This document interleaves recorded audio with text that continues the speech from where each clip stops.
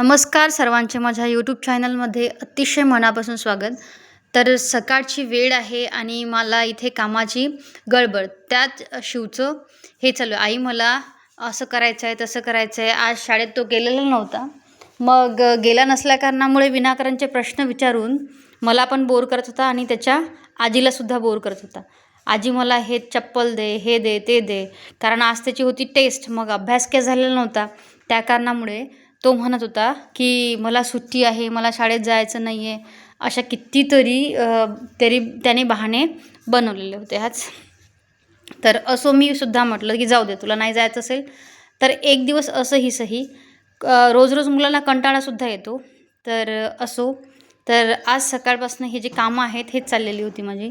पूर्ण ही जी हे आहे ना, खिडक्या आहेत त्या खिडक्यांवरती चिमण्यांनी सगळी घाण करून ठेवलेली होती. त्यात ते हे असल्या कारणामुळे बाहेरून माझा हातसुद्धा जात नव्हता. मला खूप अडचण येत होती ते करायसाठी. हे पुसताना ना फार कठीण जाते, पण असो ते पुसलं नाही ना तर छान पण दिसत नाही. तर अशी सकाळची माझी कामाची गडबड सुरू असते.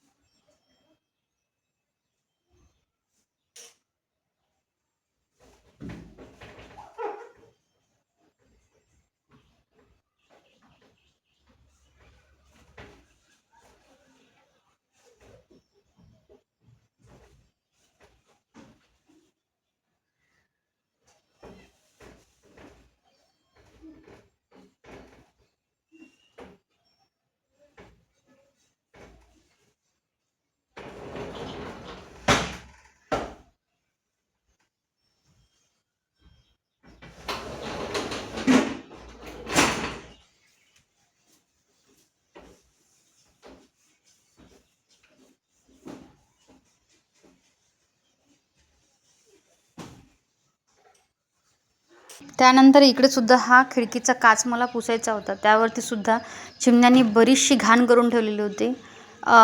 काढता पण येत नव्हती, पण तरीही ते काढण्याचा प्रयत्न मी केलेला. इथं खूप कठीण जाते ते काढायला. तर घराची स्वच्छता नाही केली ना तर घर पण छान दिसत नाही. तर त्यामुळे ते करावंच लागतं.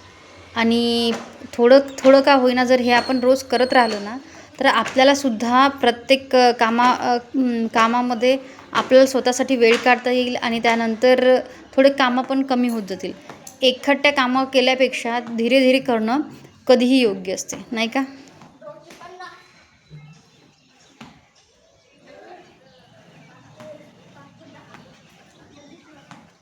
त्याच कलमा आणलेल्या होत्या. त्या कलमांना छान फुलं आले होते बघा. हे लाल कलरचे जे फुलं आहे ते किती सुंदर दिसत आहे. तर त्यानंतर हे सुद्धा एक कुंडीतलं एक झाड आहे, त्याला पण हे जे लाल कलरचे फुलं आहेत ते सुद्धा आलेले होते. त्यानंतर आता आम्हाला शेतामध्ये जायचं होतं. तर बघू शकता तुम्ही शेतातलं जे वातावरण आहे ते किती सुंदर आहे. जे झाडं आहेत ते पावसाच्या वेळेस ना खूप छान दिसतात. तसंही हा जो इकडे मुक्ताईनगरकडचा जो भाग आहे ना तिकडे झाडांची संख्या ही जास्त असल्या कारणामुळे इकडे खूप छान दिसतं. पूर्ण वातावरण हे सुंदर दिसून जातं. याच्यामध्ये या जंगलामध्ये तर वाघ आणि तसेच बरेचसे प्राणी तुम्हाला इथे पाहायला मिळतील. त्यानंतर आम्ही शेतात गेलो. शेतात गेल्यानंतर हे जे आहे माझ्या हातात हे आहे रेशीम किडे.